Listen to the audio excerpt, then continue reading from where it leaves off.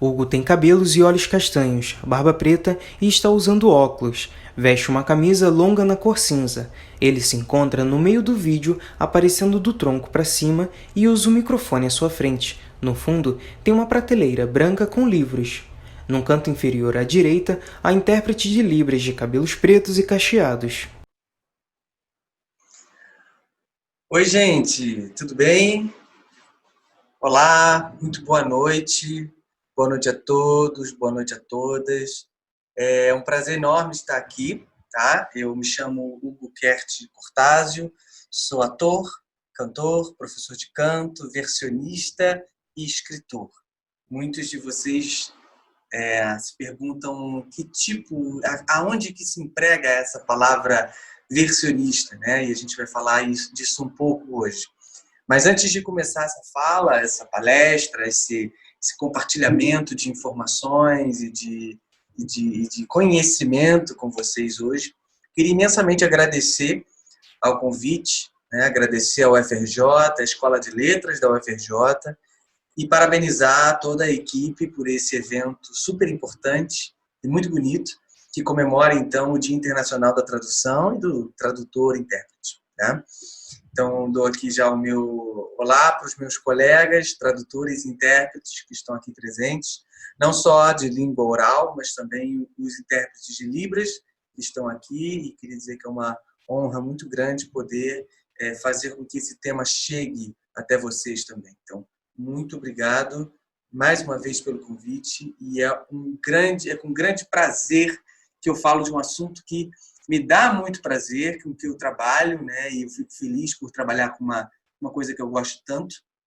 E vou explicar para vocês como que eu cheguei nesse universo da tradução, como que eu cheguei no universo das letras. Eu que originalmente, se assim a gente pode dizer, originalmente, né, vim do teatro. Logo depois fui para música e então me especializei em voz, estudei canto. Hoje em dia sou professor de canto, tenho meu estúdio, meu espaço onde eu dou aula para alunos de canto e para professores de canto, cursos de aprofundamento, né, na área pedagógica. Mas o assunto tradução, especialmente versão musical, sempre me foi muito interessante.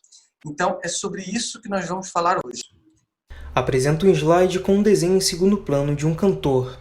Na parte superior à esquerda, o tema escrito em duas linhas na cor preta. Na primeira linha está escrito Versão musical e seus desafios, e na segunda linha, o processo da fonética articulatória em auxílio do ator e cantor entre o inglês e o português brasileiro. Versão musical e os desafios empregados por esse ramo da tradução tão específico, né, e ao mesmo tempo tão complexo. Eu vou falar aqui enquanto tradutor e versionista, mas também enquanto ator, cantor, que passou pelo processo da tradução de uma forma indireta, né? Ou seja, os espetáculos musicais que eu fiz aqui no Brasil, no Rio, enfim, são musicais que são essencialmente em português, né? Mas nem todos são musicais brasileiros. Logo, os espetáculos de teatro musical que vêm da Broadway para o Brasil, eles passam por um processo chamado versão. Então, são musicais que são versionados, né? Eles têm uma adaptação para o nosso idioma que ganha, além, né, da tradução mesmo literária do texto escrito, ganha também sua versão cantada, né? Vou falar um pouquinho das diferenças, né, entre os processos de tradução e, principalmente, quais são esses desafios, né, do que é preciso ter, o que a gente precisa ter enquanto tradutor, enquanto versionista, nesse caso, quais são as áreas de conhecimento que a gente precisa dominar, basicamente, para poder iniciar nessa aventura que é a versão musical, tá? Bom, primeiro de tudo, é um desafio, né? É importante deixar claro que quem quer se aventurar nesse ramo precisa ter um conhecimento técnico para além do idioma, né? Assim como o próprio tradutor, que quer ser tradutor. A ideia de que conhecer a fundo um outro idioma já caiu por terra há muito tempo, né? Não é suficiente você simplesmente saber uma segunda língua, mas sim além de dominá-la, dominar a área na qual você está trabalhando, dominar também o assunto, né? Quando se trata de versão musical, a coisa fica ainda mais complexa, acreditem, porque a gente está então lidando com música, tá? Bom, para quem não me conhece, então já que eu falei um pouquinho do que eu faço hoje, como é que eu cheguei nessa área, né, de tradução e por que chamaram então um cara que é ator, que trabalha com música, né, para falar na na Faculdade de Letras, um assunto tão específico como tradução. Há uns 10 anos atrás, eu estava iniciando o meu processo nas artes cênicas na Unirio, né, Universidade Federal do Estado do Rio de Janeiro. E aí, uma professora de voz, olha como é que as coisas são conectadas, né, sem a gente saber, tinha recebido, então, um diretor de teatro norte-americano que foi fazer algumas palestras na época, aqui no Rio de Janeiro, e estava trabalhando com uma companhia de teatro em Três Rios, tá? Que é aqui do estado do Rio de Janeiro. Ele estava muito interessado estava muito interessado pelo trabalho desenvolvido por essa companhia de teatro e queria levar um desses espetáculos para o inglês, obviamente, verter para o inglês e levar para a Califórnia, que era onde ele morava e então exercia sua atividade lá de diretor, dramaturgo e professor de teatro, né? Como vim de uma cidade pequena, que é Teresópolis, que fica aqui na região serrana do Rio, as oportunidades, às vezes, em relação a coisas tão específicas na área das artes, ela é reduzida, né? É, as oportunidades, elas tendem a variar muito pela a oferta, né, do mercado, pelo que eu tenho de procura das pessoas e também de qualificação. Então, não à toa eu vim para o Rio de Janeiro para cursar artes cênicas, porque era uma coisa que eu já gostava, mas naquela época eu já gostava muito de inglês. Tá? Eu já tinha feito, então, um curso de formação e tive aquele primeiro certificado lá de Cambridge, que é o FCE, né? O First Certificate in English, né? Que é um dos mais básicos, mas que para o início de um trabalho ali como, então, recém-professor de inglês de cursos livres e aulas particulares, me serviu muito bem. Sempre gostei de seguir estudando nessa área. E então, ao encontrar esse dramaturgo norte-americano, eu me vi diante de um grande desafio, né? Eu me ofereci para fazer esse trabalho de tradução. Ele então fez um pequeno teste comigo também para saber o meu nível de inglês, gostou bastante e mal sabia ele que estava me pagando para que eu aprendesse aquilo, né? Obviamente isso foi dito, né? Ele sabia que era a minha primeira tradução. Eu mesmo antes de aceitar o trabalho falei, olha, faço de graça porque eu nunca fiz e eu gostaria de experimentar. E ele não, vamos pagar e tudo mais. Era uma coisa dele, um projeto pessoal dele. Assim como ele queria trazer espetáculos dele escritos por ele em inglês para o português brasileiro. Foi aí quando ele começou a ver ali em mim então um caminho interessante para a tradução, porque ele precisava de um falante de português brasileiro para então colocar os tons mais coloquiais dentro do espetáculo. A gente vai entrar numa discussão aqui interna em relação à tradução teatral, que hoje em dia existem muitos cursos, oficinas, workshops de formas de se traduzir teatro.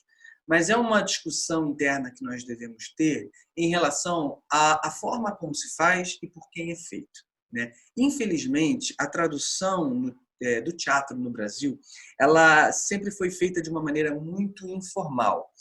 Isto é, ela fica na mão de alguns diretores ou próprios dramaturgos, autores que simplesmente entendem de outro idioma, né? Isso dá margem para muitos erros de interpretação, para muitos erros gramaticais dentro de um espetáculo versionado ou traduzido.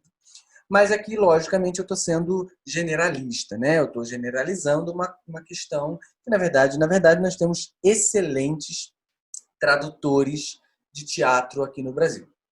Mas para citar, né, assim, alguns exemplos esporádicos, né, nós temos poetas ou, enfim, apenas diretores de teatro, mas que nunca estudaram afinco com outro idioma, muito menos técnicas de tradução, porque para traduzir demanda técnica, exige técnica, né?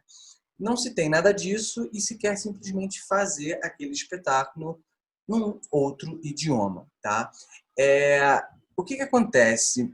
Como o teatro, e nesse caso a música, o teatro musical, são artes para o palco, né? São manifestações artísticas essencialmente faladas ou cantadas, a oralidade ganha um espaço imenso. Logo, a tradução, que deveria ser literária, então, onde a gente pensa em tradução de texto, porque o texto teatral é literatura também. Né? Quando ele está ali no papel, ele é literatura. À medida que ele ganha a voz do ator, que ele ganha a voz do cantor, ele então passa a ser uma expressão artística genuína. Né? Teatro também é só fala, não é somente o texto. Mas enquanto ele está naquele formato literário, ele pode ser traduzido como obra literária. Não à toa nós temos muitas publicações de Shakespeare, muitas publicações de Tennessee Williams, enfim, e dezenas de outros autores e autoras estrangeiros. Eu estou citando aqui inglês e americano, porque é onde a gente vai ficar falando hoje, mas outros autores alemães, russos e etc., que são traduzidos e publicados, então, em língua portuguesa. Interessante pensar também que certos autores, encenadores que vêm de outros idiomas, tirando o francês, geralmente eles passam primeiro pelo inglês e depois vem um tradutor e traduz do inglês para então publicar aqui em português. Isso é muito comum dentro da área de artes, mas eu acredito que é por uma certa escassez também do mercado de tradutores desses idiomas que não o inglês, espanhol, francês, italiano e alemão que a gente conhece, né?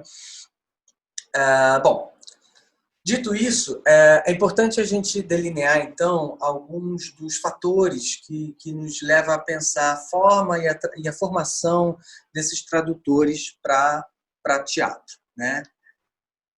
Uma delas, e quando a gente fala de música, é basicamente o entendimento musical. Isso faz parte de uma noção de todo, uma noção de um todo que o tradutor vai adquirir ao pegar uma peça para traduzir.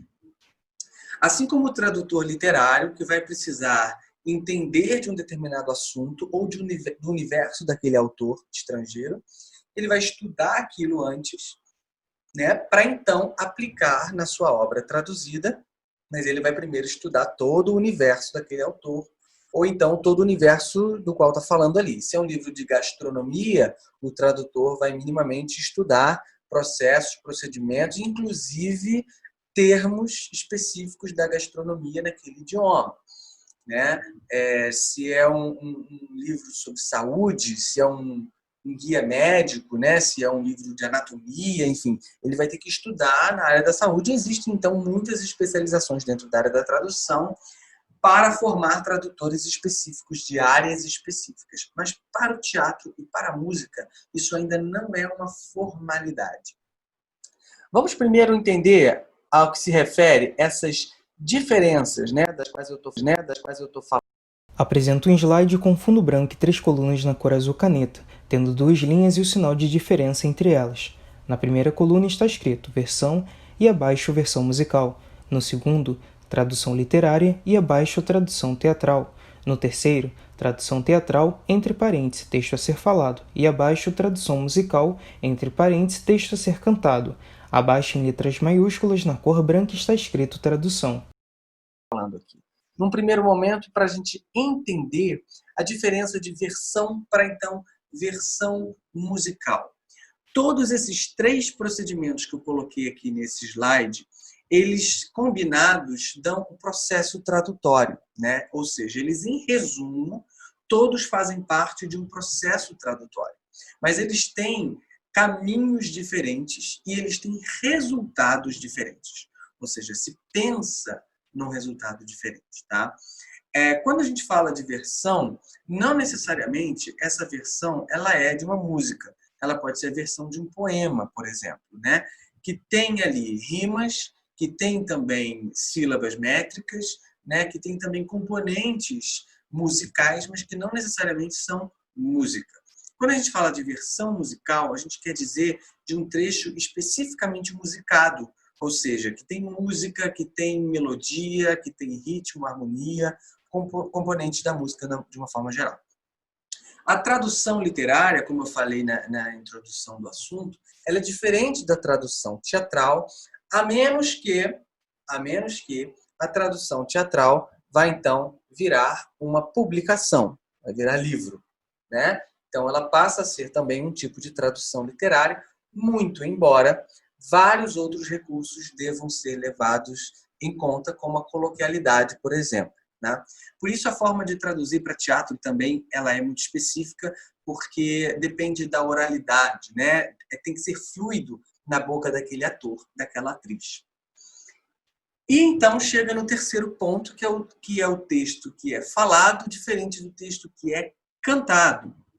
Logo, a tradução teatral, como falada ali no segundo quadro, que é aquela que vai para a cena, ela sofre tanta modificação, gente, que mesmo após a publicação, que nesse caso é a estreia do espetáculo, sofre muitas interferências, inclusive por parte da direção e por parte dos atores. Logo, se a gente pensa num texto que foi escrito em inglês e foi traduzido para o português e publicado, ele não vai ser mexido. Não vai ser, nada ali vai poder ser alterado, a não ser pelo próprio tradutor, em uma outra edição e etc. Já no caso do teatro, é uma arte viva, ou seja, ela está sendo falada pelo ator. Então são inúmeros os espetáculos que dependem de um tempo e de um espaço para acontecer. Espetáculos que são da década de 80, 70, que falam de um certo contexto histórico, hoje em dia eles podem estar ultrapassados, estão datados. Então, no momento que vão para o palco, podem sofrer o que a gente chama de adaptação, né? Então, o texto teatral, né, no sentido tradutório mesmo, quando ele passa pelo processo de tradução, ele é um texto que essencialmente vai ser encenado. Tudo bem, mas sabendo que pode haver então, modificações. Tá? Podem haver modificações. Já a tradução musical é aquela que depende de ritmo, harmonia, melodia e afinação. Então, aqui é onde a gente começa a ter problemas, né? Quando a gente pensa em tradução de uma forma geral, Apresenta um slide com fundo branco e 2 círculos grandes que englobam outros círculos menores. No primeiro círculo, usando algumas tonalidades de verde, começando do menor para o maior, está escrito Vivência e expertise na área. No segundo círculo médio está escrito Conhecimento linguístico gramatical específico. E no círculo maior está escrito Tradução literária. No segundo círculo em tons de azul, começando do menor para o maior, está escrito Conhecimento de canto fonética. No segundo círculo está escrito Conhecimento musical. No terceiro círculo está escrito Vivência e expertise na área. No quarto círculo está escrito Conhecimento linguístico gramatical específico. E no último está escrito Versão musical. Tá? Sempre lembrando que é uma palestra sobre versão musical e os desafios do versionista. Não vou entrar muito a fundo nos temas, mas pensando sempre de uma forma geral, vocês, alunos de letras, estudantes de letras ou atores, atrizes que estão assistindo, vão reconhecer alguns passos que eu vou falar aqui. Primeira coisa, você foi chamado para fazer a tradução de um livro, tá? Vamos pensar aqui na tradução literária. Antes de mais nada, você então vai buscar uma certa vivência ou expertise na área, né? Ou você vai ter essa vivência, e por isso você pode escolher aquele produto, ou você trabalha numa agência de tradução, você não tem a opção de escolha necessariamente dos produtos, mas você vai correr atrás de estudar aquele tema, né? Então, isso é uma coisa básica para um tradutor que precisa começar a traduzir uma obra. Ele vai estudar a obra e entender a vivência e o universo na qual se encontra aquela obra do idioma original, certo? O que abarca isso também é o conhecimento linguístico específico, né? Aquele conhecimento da gramática, da norma culta, ou da forma como aquele livro está sendo escrito, se ele é um livro com muita coloquialidade, se ele é um livro de poemas, se ele é um livro de receita, se ele é um livro de romance, né? Então, a depender do estilo escrito e aí estilo literário, você então aplica, né, emprega o seu conhecimento linguístico gramatical específico. Por que específico? Eu coloco esse nome específico aqui, porque aqui entram os cursos de especialização, as pós-graduações em tradução, as especializações em tradução para a saúde, em tradução para um tema lá específico, porque é um conhecimento específico. Traduzir não significa saber um outro idioma muito bem. Você pode saber falar francês fluentemente, morou na França 200 anos, e você fala espanhol como ninguém, todo mundo ouve você falar, fala, uau, parece que você nasceu em Madrid, mas isso não faz de você um tradutor. Porque para traduzir demanda técnicas, e por isso existem vários tipos de tradução. É lógico que é uma interseção com a arte, né? E aqui, se me permite dar uma opinião pessoal, eu acho a tradução uma arte, né? Traduzir é uma arte dificílima e, lógico, como toda arte, também requer um certo talento ou um desprendimento da técnica para também aplicar ali a sua assinatura, para não ser uma coisa tão robótica, né? Gente, tudo depende, né? Vai ter livro aí de anatomia que você não pode ter nenhuma licença poética. Você não pode simplesmente querer chamar um osso de um outro nomezinho porque você acha mais bonito, e sim porque já existe, então, certos cânones e certas traduções convencionadas de normas técnicas, né? Por isso existe esse nome.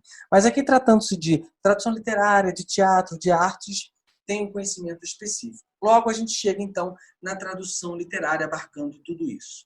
Agora, se a gente quer, então, fazer uma versão musical, os conhecimentos exigidos de um versionista, logicamente, passam pelo conhecimento também específico, ou seja, ele é um cara que vai versionar uma música? É, mas ele também tem que estudar tradução, se especializar na área de tradução, porque aí é onde ele vai desenvolver a técnica tradutória daquela versão musical.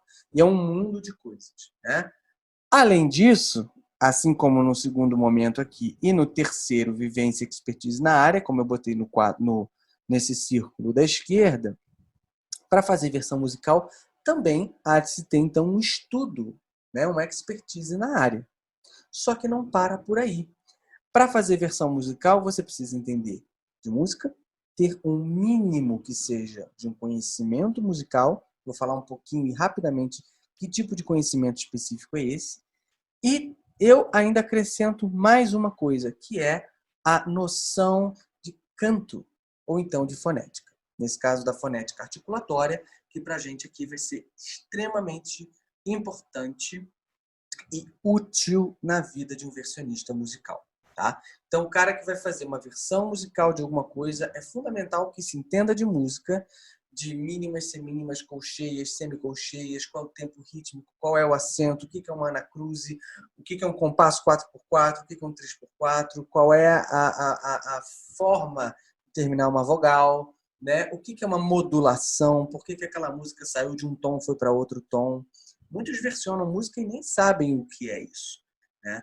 Ah, você precisa ser um maestro, fazer uma faculdade de música? Não, não é o caso. Mas é necessário entender de música, principalmente para aqueles que têm aqueles espetáculos que têm a partitura escrita, porque a partitura escrita nada mais é do que, então, a tradução literária de um versionista musical. Se para um tradutor literário é o romance, é o livro, né? Aqui para o nosso versionista musical é, então, a partitura. Apresento um novo slide com fundo branco e letras pretas. No canto superior à esquerda, tem uma coluna escrito nomes das figuras das notas musicais e abaixo os nomes. No mesmo canto, temos figuras das notas musicais. No meio do slide está escrito representação do valor das notas musicais e abaixo as figuras. No canto à direita superior está escrito o valor relativo das notas musicais e abaixo os números. E aí, olha que coisa bonita. Olha a quantidade de coisas. E vou falar para vocês, é o básico, né? O que a gente tem aqui. A representação do valor das notas musicais e como elas são representadas em figuras.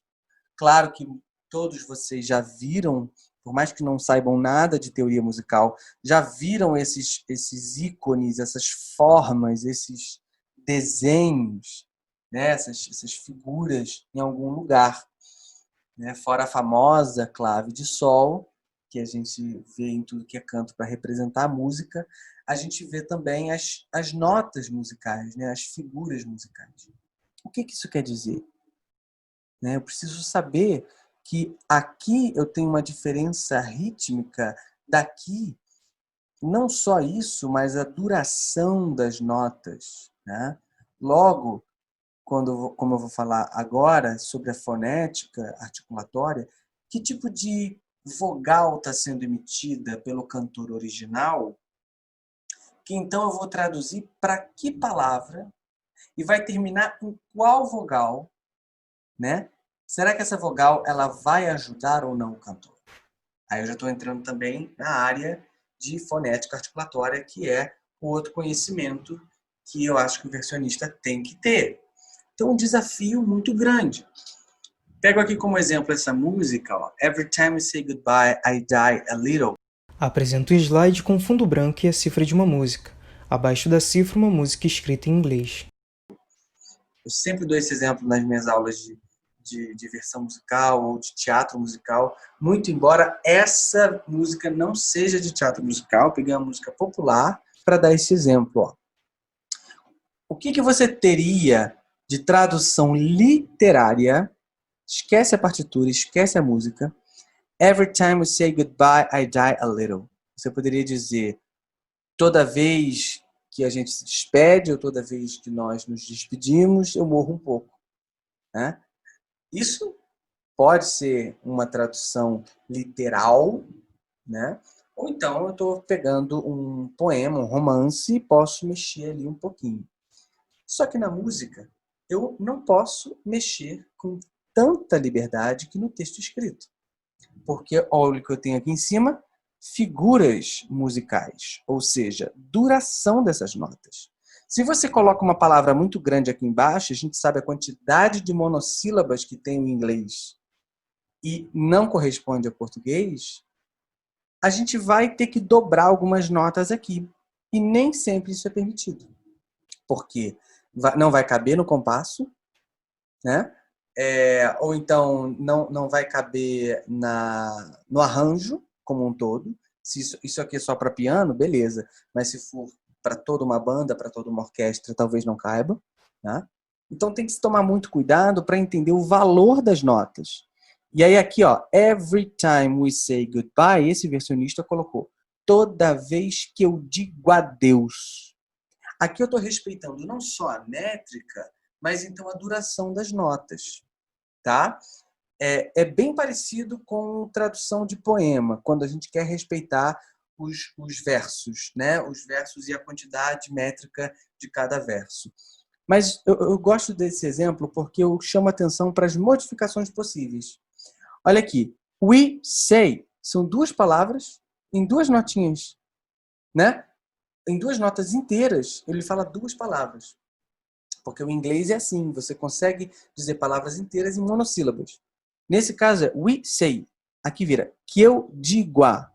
Que eu vira uma nota só, mas ele junta aqui no ditongo e a mesma coisa aqui, digo a Deus. Agora, outra coisa interessante. We, que a gente sabe que não é pronome eu, é um pronome nós, né? Ou a gente, se for mais coloquial, aqui ele trocou para eu. Mudou o sentido? Não. Toda vez que eu digo adeus, talvez mude o sentido se for dentro de um musical. Aí o personagem está dizendo nós. Every time we say goodbye. De qualquer forma, está subentendido que são duas pessoas que se apartam, né? São duas pessoas que se separam, que se despedem em algum momento da vida. I die a little. É bonito isso, I die a little. Mas eu morro um pouco? Não é tão poético quanto I die a little. Morro aos poucos. Mas aqui não cabe. Eu morro aos poucos. Ah, aqui ó. Eu morro ao. Eu teria que fazer a mesma coisa que aqui. Morro ao. Daria? Aí ele optou por eu quase morro. Né? Então, gente, é uma infinidade de possibilidades, é uma infinidade de formas de se fazer, tá? E por isso que é tão legal fazer versão musical. Mas o grande desafio tá aí, primeiro, na parte musical, em entender de música, em saber o valor das notas, a duração das notas e as posições das vogais.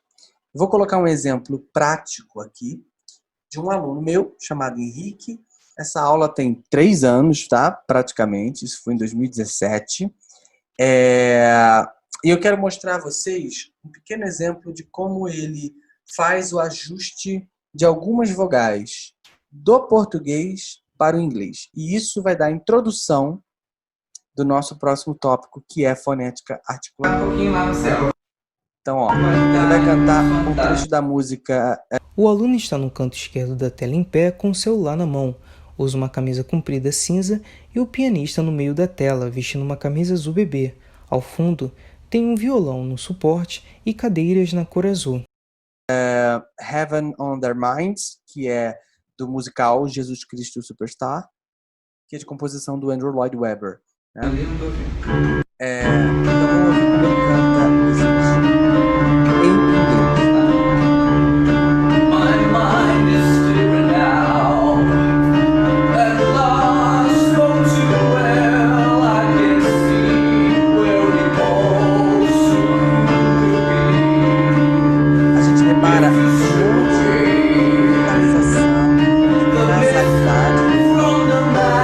desse tipo de cantar do inglês americano, que tem uma presença de metal mais do que do português brasileiro.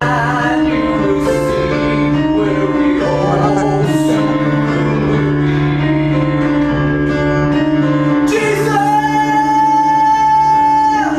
que é Jesus, né? Que é Jesus, Cristo em português. É uma nota aguda, difícil, e lembrando, esse experimento é empírico, né? Ele não está sendo uma captação de áudio incrível, não tem nada científico ali. É só para vocês verem como a gente, na prática do dia a dia do cantor, já consegue reparar as diferenças de articulação dentro de uma música, tá? Jesus, lembrando que ele é um cantor brasileiro, né? Ele está cantando em inglês, ele tem uma boa pronúncia do inglês, mas não é todo cantor brasileiro que tem. Ponto final, né? Isso daí não é uma exigência. Agora, olha como ele vai precisar o ajuste do Jesus, porque a afinação não foi perfeita. A afinação ele precisaria, então, colocar mais metalização na voz por causa do inglês americano, e isso facilitaria para ele chegar nessa nota. Lembrando que essa música foi composta em inglês.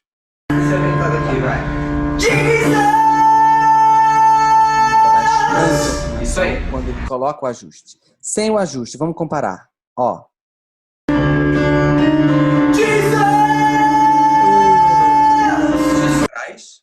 Agora com o ajuste. É mais metálico e a nota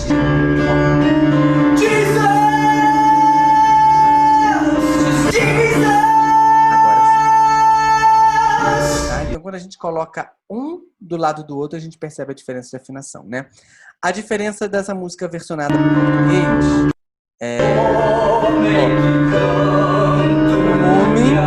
preste atenção nas palavras. The myth of the man, né, do inglês, seria aqui. O homem que tanto me amou. Olha a quantidade de sons nasais que tem aqui. O homem que tanto me amou. O português brasileiro. E aí o versionista na hora de fazer a música, precisa levar em consideração isso para que o cantor ou a cantora não tenha problemas de articulação lá na frente. É um exemplo que ele, então, o que ele vai ter que fazer aqui enquanto cantor, e eu, enquanto professor dele, na época, expliquei. Ele teve que... Fecha o vídeo e retorna para o enquadramento inicial. Emprestar alguns ajustes do inglês americano para fazer as notas em português. Porque senão a nota não ia chegar com a afinação precisa e também com o estilo que esse musical pede, né? Olha que complexo isso. Além do cara entender de música, entender de fonética e de canto e também, obviamente, de fisiologia vocal, ele precisa também saber o contexto daquele musical, né? Acho que isso é uma das coisas mais básicas mesmo que o versionista faria, né? É entender esse contexto, né?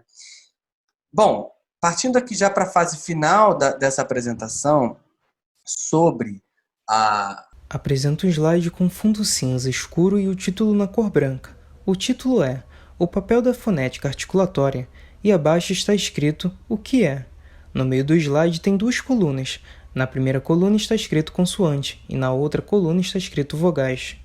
O fazer do versionista. Vamos entender, então, mais ou menos, e não vou aprofundar nisso, depois vocês podem ver esse slide com mais calma, se for disponibilizado esse link dessa palestra e tal. Quais são as modificações encontradas dentro da fonética articulatória das consoantes e das vogais? Primeiro de tudo, vamos entender o que acontece com as consoantes e o que acontece com as vogais, tá? Basicamente, a gente entende as consoantes como uma certa interrupção do som ali ou articulação das palavras, né? E as vogais, elas dentro da música vão ter então aquela função mais extensa. É uma função de notas mais longas, elas sempre vão estar presentes em vogais, né? E aí é onde entra o trabalho do versionista musical ao entender a posição dessas vogais. Ela pode ser mais alta, né? Mais média alta, média baixa ou baixa. No caso desse quadro aqui, ele está especificamente falando da altura da língua. E quando a gente volta aqui no quadro anterior, a gente vê que a altura da língua ela é a primeira notação dos segmentos que a gente vê das vogais, né? Que é se está para frente, para trás, para cima ou para baixo. Então, quanto mais alta a língua e lábio distendido, ele quer dizer de um tipo de vogal. Apresenta um slide com fundo verde e no canto esquerdo superior está escrito lábios, dentes e língua. Abaixo está escrito bilabial, lábio dental, língua dental, alveolar palatal, velar. No canto direito tem uma imagem com desenhos de bocas. Mas o I, ou U, né? Ou a posição da língua quando ela está mais média, alta, média, baixa ou baixa. Outro fator importante de articulação, e aí aqui do lado esquerdo, ó, lábios, dente e língua, a gente fala especificamente das consoantes. Bilabial significa o quê? Tá dos dois lábios, né? Tem o trabalho dos dois lábios. P, B, o M, que aí tem o nasal junto. Lábio dental, como o nome já diz, né? É um trabalho do lábio com os dentes, né? F, V, né? O linguodental, quando eu tenho língua e dente, tadã, tadã. Alveolar, palatal e velar são nomes que podem ser nomes mais desconhecidos. Alveolar tem a ver com os alvéolos do dente, aqui, ó. É entre o finalzinho do dente e o início lá do palato duro, do céu da boca. Palatal é o próprio palato duro, quando a língua sobe mais, encontra com o palato duro, que é o famoso céu da boca. E velar está lá atrás, mais próximo, então, do véu palatino. Ca, né? Casa. Gato é quando o dorso da língua encosta lá atrás. Apresenta um slide com uma foto em perfil do percurso do som, saindo pelo nariz e pela boca. Olha aqui dois exemplos de um som que na letra A é mais oral e na letra B ele tem a presença de ar no nariz. Logo, a gente percebe que tem uma passagem do trato oral aqui, como um todo, numa palavra, como ele dá o exemplo de lá, aberto, né? Experimentem aí, falar lá, lá. Ah, onde você vai? Eu vou lá, lá. Esse A aberto, ele tem uma presença predominantemente oral. E se eu falo lã, do que é feito esse material? Isso aqui é feito de lã. Lã. Quando então eu coloco uma vogal nasal, eu tenho então a presença de energia, a presença de ressonância no nariz. Tá? Então eu posso botar a mão no meu nariz e falar lã, mãe, mamãe. Ou seja, eu começo a sentir vibração na região nasal. Tá? Diferente de lá, eu não sinto nada. Ó. Lá, pá, cá, casa. Tá? Agora, se eu falo também, amém, mamãe, pão, são sons nasais. Nossa, mas quanta coisa, né? É muita coisa em relação à fonética articulatória e ao canto. Eu, como sou professor de canto, eu consigo entender a produção dos sons porque a gente estuda isso. Né? É o básico do profissional de canto, a pessoa que ensina canto a entender de ressonância. Porque a gente vai encaminhar o som. Isso que eu fiz agora, pá, pam, pão, né? Lá, lã, sou eu direcionando para onde eu vou colocar esse ar, esse foco de ressonância. E, gente, quando a gente ensina alguém a cantar, a gente pede para que a pessoa observe a vibração dos sons dentro do seu trato vocal como um todo, seja no nariz, seja na boca, tá? Não é só da produção da voz mesmo nas pregas vocais. Para finalizar, Apresenta um slide com fundo verde e duas imagens da fisiologia vocal. A primeira imagem é um corpo humano e a segunda imagem uma boca aberta. temos então aqui um quadro também muito bonitinho de fisiologia, que é um estudo para a vida também, para entendermos como que a voz humana é produzida, né? De onde vem a voz? Tem um entendimento do ar, do diafragma, que dá espaço, né, para o ar entrar. A gente precisa entender que a voz, que não existe um sistema fonatório, mas sim o nosso aparelho, ele divide, né, ele compartilha órgãos com o sistema respiratório e o sistema digestório, né? Então, o trabalho do abdômen é muito importante para certas notas mais agudas. Aí o cara vai versionar uma música e fala assim, bom, eu acho que isso aqui para o português brasileiro é muito difícil de um tenor fazer. Eu vou mudar essa palavra. Às vezes tem um tenor americano fazendo um ué, ou um i, ri, que para o tenor brasileiro vai ser super difícil de chegar nessa estética. Então ele troca para um para um e, para um né? Que são posições mais próximas daquele falante de português brasileiro. Uma bocarra aberta aqui para indicar aonde é cada coisa, onde é cada ponto articulatório, né? A gente começa a ver o quão complexo é, né? Gente, muitíssimo obrigado, tá? Apresenta um slide com metade da cor branca e a outra na cor cinza. No canto superior à esquerda está escrito obrigado.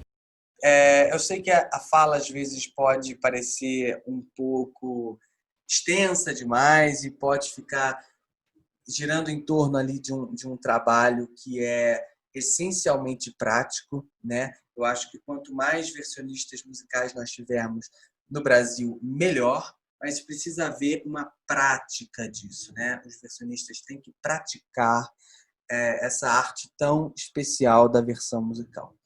Enfim, estudem muito, porque estudar também é uma arte, traduzir é uma arte, mas requer muita técnica, tá?